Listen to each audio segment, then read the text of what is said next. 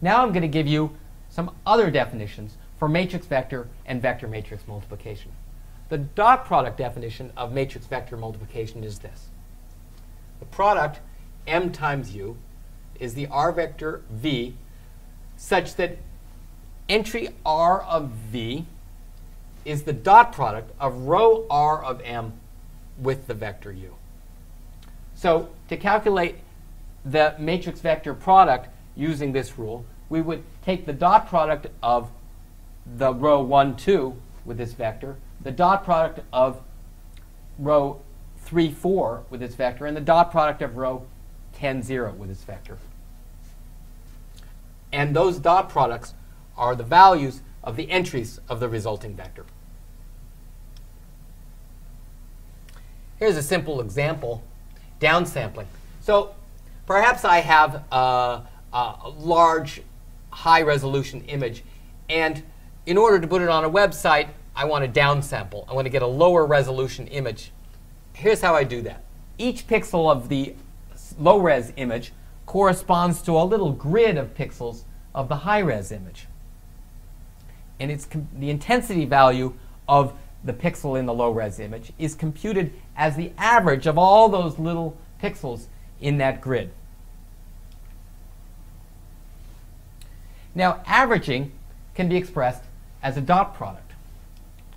We want to compute a dot product for each of the low-res image's pixels. That's a lot of dot products. But we can express all these dot products as a single matrix vector multiplication. Here's another example, blurring. To blur a face, we replace each pixel in the region we want to blur with an average of pixels in the neighborhood. Again, average can be expressed as dot product. So using the dot product definition of matrix vector multiplication, we can express this image transformation as a matrix vector product. Gaussian blur works the same way. You're computing a sort of weighted average, but that can also be expressed as a dot product. Here's another application.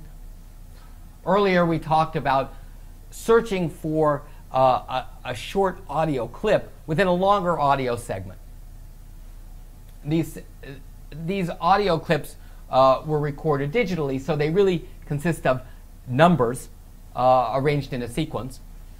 And we saw that the way to seek a short clip in a longer audio segment is to carry out a whole bunch of dot products, one for each of the possible positions of the short clip within the longer audio segment. Lots of dot products, but we can represent all those dot products as a single matrix vector product. Recall the sensor node problem.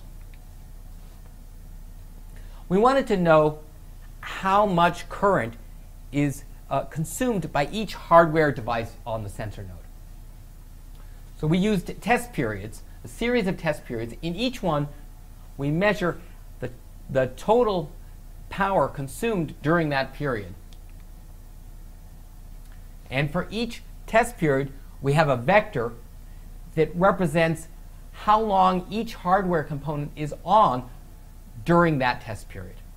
So we have a bunch of those vectors. And now we want to use all these measurements to calculate the energy consumed per second, that is the current draw, for each hardware component. We can formulate this as a system of linear equations. We solve for x to find out for each hardware component how much current it draws. So here's a system of linear equations. Each equation specifies the value of a dot product of a known vector with our unknown vector x. We take those vectors a1 through am and put them in a matrix. And now we can express all these dot products as a single matrix vector equation. So again, the problem of computing the solution to a matrix vector equation is a fundamental computational problem. Let's see how to formulate the sensor node problem as a matrix vector problem. Remember, our goal is to compute the current draw for each of the hardware components in our sensor node. We define the domain to the radio sensor, memory, and CPU. Those are the hardware components. And our goal is to compute a vector U that maps each hardware component to the current drawn. To do that, we establish 4 test periods. For each of those test periods, we'll measure the total power used during that test period, and we'll put those measurements in a vector B. In addition, for each test period, we have a vector duration that specifies for each hardware component how long that hardware component is on during that test period. To find this vector U, we solve the matrix vector equation A times X equals B, where A is the matrix whose rows are these duration vectors. You'll recall we studied triangular linear systems that look like this, with zeros down here, and these correspond in a natural way to triangular matrix vector equations. And so we'd call a matrix of this form a triangular matrix. Here's the formal definition. We can use backward substitution to solve a matrix vector equation like this one. Triangular matrices will be very important later on. You'll be writing code to do matrix vector multiplication and vector matrix multiplication. Now you could use either of the definitions I've given, the dot product definition or the linear combinations definition. And you'll do that in homework. But using those definitions, it's not easy to exploit sparsity in the matrix. So we'll look at another definition, one I call the ordinary definition of matrix vector multiplication. Entry R of the resulting vector V is the sum over all the column labels of MRC times entry C of U. This formulation makes it easier to write code to compute the matrix vector product. So here's the obvious way you'd write it. You'd iterate over all the entries in big R, the row labels, and compute the value of the corresponding entry of the product as the sum. This still doesn't exploit sparsity in the matrix. So we can use another idea. We initialize the output vector V to the 0 vector, and then we iterate over all the non-zero entries of the matrix and adding terms as according to the definition. So here's pseudocode for that process. Now I'll present some very fundamental algebraic properties of matrix vector multiplication. For any vector V and any scalar alpha, the matrix A times alpha times V is the same as alpha times the matrix A times V. And for any vectors U and V, A times the sum of U and V is the sum of A times U and A times V. Let's go through the proof. To prove A times alpha V equals alpha times AV, we just have to show that corresponding entries of the left and right-hand sides are equal.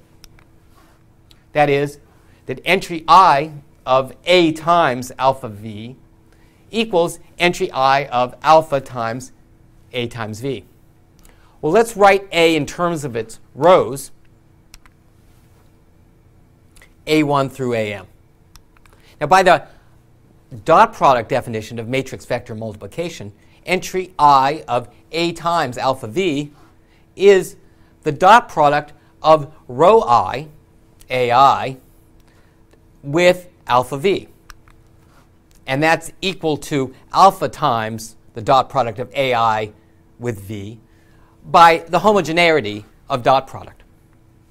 On the other hand, by the definition of scalar vector multiplication, entry I of alpha times the vector A times V is alpha times entry I of A times V. And by the dot product definition of matrix vector multiplication, entry I of A times V is row I, AI, dotted with V. So we've shown that corresponding entries are equal. Similarly, we can show that A times the sum of U and V equals the sum of A times U and A times V. We show that corresponding entries are equal. So we need to show that entry I of A times U plus V equals entry I of A times U plus A times V. So again, we use the representation of A in terms of its rows. By the dot product definition of matrix vector multiplication, entry I of A times U plus V is the dot product of row I, namely AI, with U plus V. And this is equal to AI times U plus AI times V by the distributive property of dot product. On the other hand, by the dot product definition of matrix vector multiplication, entry I of A times U is the dot product of row I, AI, with U. Entry I of A times V is the dot product of row I, AI, with V. And putting these together, entry I of the sum, A times U plus A times V, is AI dotted with U plus AI dotted with V. So we've shown that corresponding entries are equal. And that completes the proof.